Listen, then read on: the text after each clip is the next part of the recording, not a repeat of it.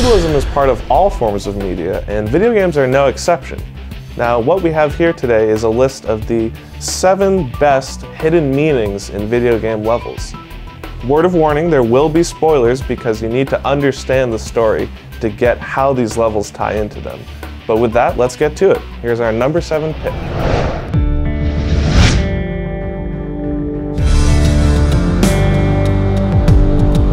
There's this funhouse based on a TV show that's, in the Max Payne universe called Address Unknown. And if you've ever watched Twin Peaks, it's kind of like that in that it's a super weird, super surreal murder mystery. You have Max going through this house that's based on a TV show, a really messed up TV show, but really it's all twisted reflections of what's happening in his life. And one of the big indicators is this graffiti that's spread across this one wall that says, mirrors are more fun than television. So everything he's seeing in this messed up TV-inspired fun house is not as bad as what he would see when he looks at himself. This was a nice little spin on the killer was you all along kind of thing, while still giving Max a massive guilt trip, which is kind of like core to his character. Plus, a bonus fact, Mona Sachs was played by Mila Kunis in the film. Max Payne is essentially responsible for his lover, Mona Sachs, dying because she doesn't have the heart to kill him, which is what she was assigned to do. That pretty much ties back to how John is responsible for his girlfriend's death, even though he didn't mean it.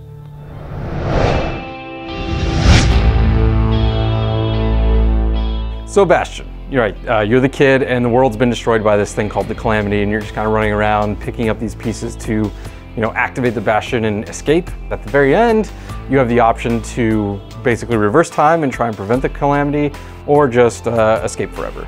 But if you pick the option to reverse, you start over in New Game Plus in this continuous loop. By choosing that option, you kick off this cycle of continual calamities. So you are inadvertently destroying the world over and over and over again in these various iterations. The whole thing about the continuous time loop is pretty subtle, and you really don't get many hints to it, except in one section, and that's Jocelyn Bog. When the kid inhales noxious fumes from the lung blossom plant, he starts tripping out. And he kind of goes into this like weird subconscious dream where he's re-exploring segments of the game that you've already completed, but they're very different. There's something off about them. And then you fight a shadow version of yourself, almost like the kid's subconscious is trying to like wake him up and fight against this continuous loop. The game uses the narrator so well throughout that it makes sense that the narrator would then also subtly hint at you're just repeating yourself again and again in the New Game Plus. It's all about experiencing the full circle. Circle of life.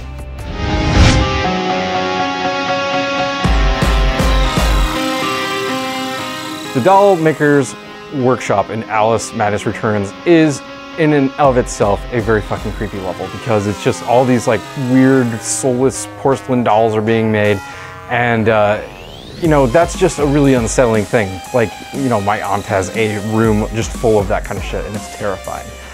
So the level itself, very, very creepy.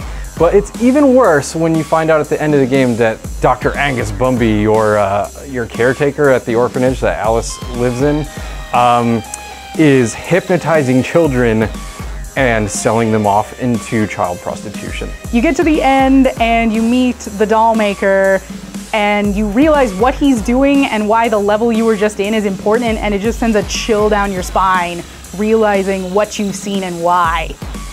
This is some heavy shit. It's a terrible, sad situation, but the level where the Dollmaker is creating mutated, disfigured dolls is essentially a representation of Bumby creating mentally traumatized, abused children who are like dolls. It's pretty disturbing stuff.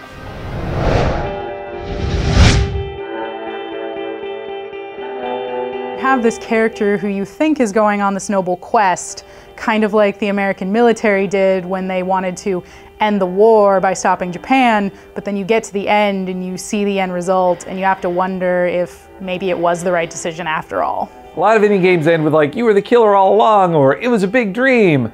But Braid went way deeper than that. Like, that just tying it to real world events makes you take it way more seriously. And I think what kills me most about the way that Braid ends this story of like this guy chasing the idea of the atomic bomb and finally succeeding in creating it is the constellation at the end when you unlock all 8 stars. And it's the constellation is of like the chained maiden, right? This woman in chains. And it's just like, yeah, he finally got to his end goal, and it was this very destructive thing. In the last level, you can actually reach the princess after collecting some hidden stars, and she explodes into a flash of white light. Now, with all the evidence in the last level, plus this ending of the princess exploding like an atom bomb, we can basically assume that the whole game is an allegory for the Manhattan Project, which is honestly mind-blowing, pun not intended.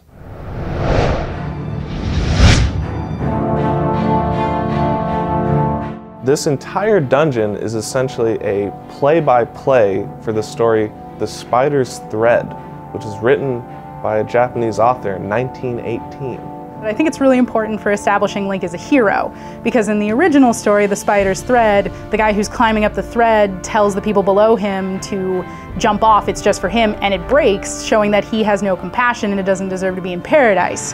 But the one in Link's case, he climbs the thread, he doesn't really address the people below him unless they're trying to grab him and pull him down, so he shows that he has compassion and is a true hero, and that's why he's allowed to make it to the top. After reading The Tale of Cantata, I realized like he could have just used a hook shot and he'd have been fine.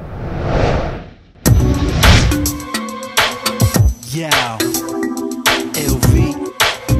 So Catherine as a game itself does seem like a huge metaphor for insecurity and fear of commitment, which you get from Vincent being unsure if he wants to commit to Catherine with a K or have a fling with C. Catherine.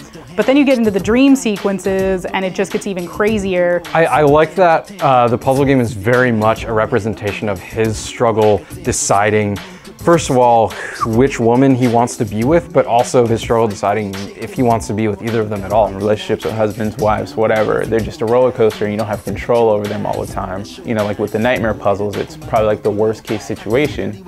You have to navigate through that puzzle, which is that problem, and get up to the top, to the solution, to the goal.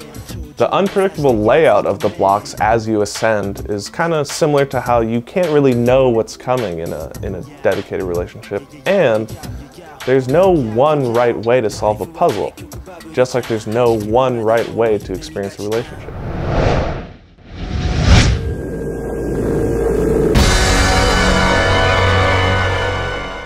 Psychonauts definitely needed to be #1 on this list because every stage is full of metaphor and symbolism. Like, it is a person's mind come to life.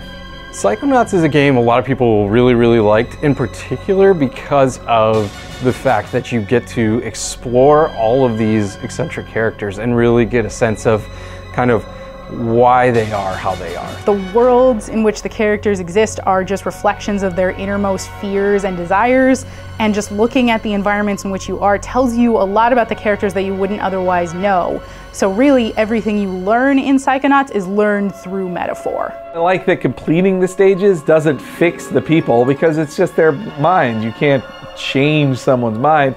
So instead, it just gives them more clarity of vision. Every level, from the Lungfishopolis stage to the Milkman Conspiracy, it all has deeper meaning.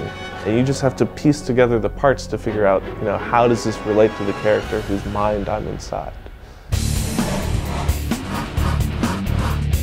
Those are our top 7 picks for the coolest hidden meanings behind video game levels. Do you believe them in full, or do you think we're just reading into it too much? Let us know in the comments below. Then, while you're at it, like, comment, subscribe, and share this video with your buddies, because their minds might be blown just as much as ours were.